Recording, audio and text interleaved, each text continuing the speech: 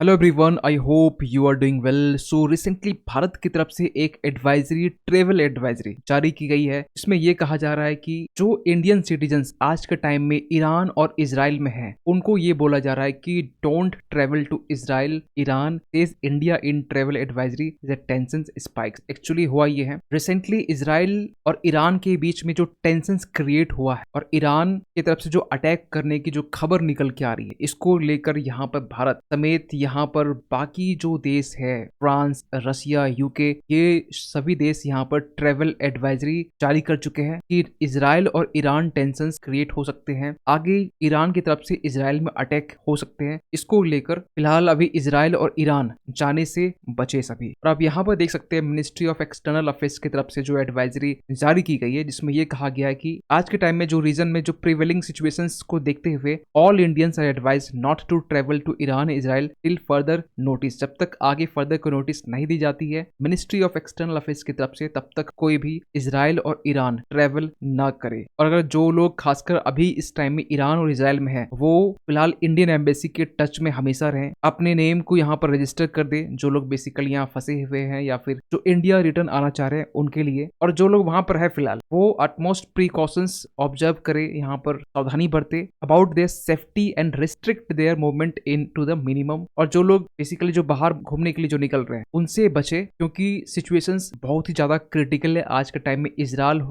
हो या ईरान हो। 9 मिनट सुबह हमको कोई बता देना भाई, इजराइल के टाइम में अभी भी वो घूम रहा है। खैर, अगर हम बात करें आज के टाइम में इंडियंस जो इजराइल और ईरान दोनों देशों में कितने नंबर्स ऑफ इंडियंस यहाँ पर है, अगर इजराइल की बात करें तो अभी प्रेजेंटली यहाँ पर 18,000 इंडियंस इजराइल में मौजूद है, जो बेसिकली वहां पर केयर गिवर्स या फिर IT सेक्टर्स में एज ए प्रोफेशनल्स वहां पर काम कर रहे हैं। अगर वही ईरान की हम बात करें तो यहाँ पर 4,000 भारतीय जो वहां पर फिलहाल भी काम कर रहे हैं एज ए ट्रेडर और एज ए एकेडमिक हम कह सकते हैं। और इसको लेकर ना इजराइल की तरफ से भी यहाँ पर यह कहा गया कि Israel authorities also plan to operate an air shuttle. Air shuttle basically हम ये कह सकते हैं जिसके जरिए इजराइल की जो गवर्नमेंट है, वो इजराइल की जो फाइनेंस मिनिस्ट्री है, जो कंस्ट्रक्शन मिनिस्ट्री है, इन्होंने यहाँ पे डिसाइड किया कि एक सब्सिडाइज चार्टर फ्लाइट्स के जरिए कैसे यहाँ पर जो फंसे हुए जो वर्कर्स है इनको वापस इंडिया लाया जाए। क्योंकि आपको बता दें कि पिछले ही कल की बात है, जब कल ये आर्टिकल जब पब्लिश हुआ, देख सकते हैं आप अप्रैल 11 की आर्टिकल से, जब 6,000 वर्कर्स में से कुछ वर्कर्स, आपको बता दें कि 900 वर्कर्स अभी तक पहुंच चुके हैं। शेड्यूल किया गया है कि अप्रैल से लेकर मई तक में 6,000 वर्कर्स को काम करने के लिए इजराइल पहुंचाने हैं। उनमें से 900 लोग पहुंच चुके हैं। अब यहाँ पर कहा यह जा रहा है कि गवर्नमेंट टू गवर्नमेंट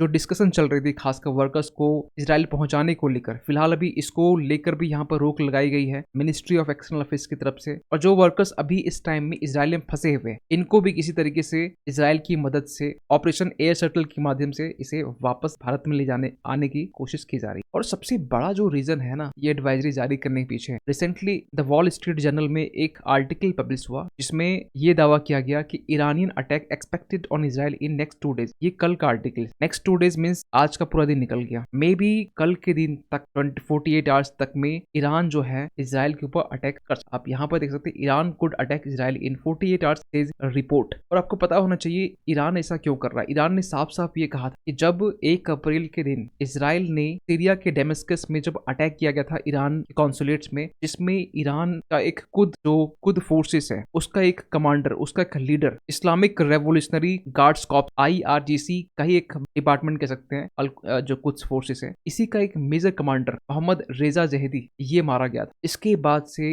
ईरान के जो लीडर है आयतुल्लाह खमीनी, इन्होंने यहाँ पर साफ साफ ये कह दिया कि इजराइल से रिवेंज हम लेके रहेंगे, टाइम और डेट हम खुद डिसाइड करेंगे। और इसको लेकर ना USA, पूरा जो वेस्ट है ना, ये चाइना से अर्ज कर रहा है कि आप किसी तरीके से ईरान में इंटरफेयर कीजिए, जिस तरीके से आज के टाइम में इजराइल के ऊपर अटैक होने के चांसेस बढ़ रहे हैं। इसको लेकर आपके दिमाग में सवाल उठ रहा हो कि पिछले कुछ टाइम पहले जब US ने इंडिया को ये कहा था कि आप ईरान में इंटरफेयर कीजिए ताकि इजराइल के ऊपर में ईरान अटैक ना करे, लेकिन आज के टाइम में पूरा वेस्ट चाइना को अर्ज कर रहा है। इसके पीछे रीजन क्या है, आप रीजन बताना। लेकिन इजराइल ईरान अगर कॉन्फ्लिक्ट हमें देखने को मिलता है, सपोज कर लेते हैं, तो इसका इम्पैक्ट पूरे अरब और वेस्ट एशिया में हमें देखने को मिल सकता है। सबसे पहली बात तो यह है क्रूड ऑयल की जो प्राइसेस है उसमें एक बहुत बड़ा इम्पैक्ट हमें देखने को मिलेगा। यहाँ तक कि भारत का जो ट्रेड है और जो ट्रेड रूट की हम जो बात करते हैं, चाहे हम सुएज कैनल के थ्रू से बात करें, रेड सी, या फिर पर्सियन गल्फ की तरह हम बात करें, दोनों जो रूट है वो इम्पैक्ट हो सकते हैं। अल्टीमेटली इंडिया में ऑयल के प्राइसेस बढ़, क्योंकि अभी इलेक्शंस का टाइम है, तो उस टाइम में ऑयल का प्राइस बढ़ना ये एक नेगेटिव सेंटिमेंट डेवलपमेंट क्रिएट कर सकता है भारत में इलेक्शंस को लेकर। दूसरा ये है, इसके जस्ट पहले हमने एक वीडियो बनाया IMEC को लेकर, जब UAE और इंडिया दोनों मई में यहाँ पर एक सबसे बड़ी मीटिंग्स करने वाली, खासकर IMEC के प्रोटोकॉल को तैयार करने को लेकर। अब ये लग रहा है कि अगर ये कॉन्फ्लिक्ट स्टार्ट होता है तो IMEC को लेकर जो डेवलपमेंट है वो निकल के नहीं आ सकती है, जो विजिट है, जो डिस्कशंस है वो भी होल्ड किया जा सकता है, क्योंकि ऑलरेडी यहाँ पर देखा जाए तो इजराइल हमास के बीच में वॉर चल रहा है। यमन के हौथीस यहाँ पर अलग से एक्टिव है, सोमालिया के पायरेट्स ये अलग से यहाँ पर कार्रवाई कर रहे हैं। इस बीच में अगर ये कॉन्फ्लिक्ट देखा जाता है, माना ये जा रहा है, एक्सपर्ट ये कह रहे हैं कि रसिया यूक्रेन और इजराइल हमास के बीच जो वॉर की सिचुएशन जो आज का टाइम, ये इससे भी बड़ा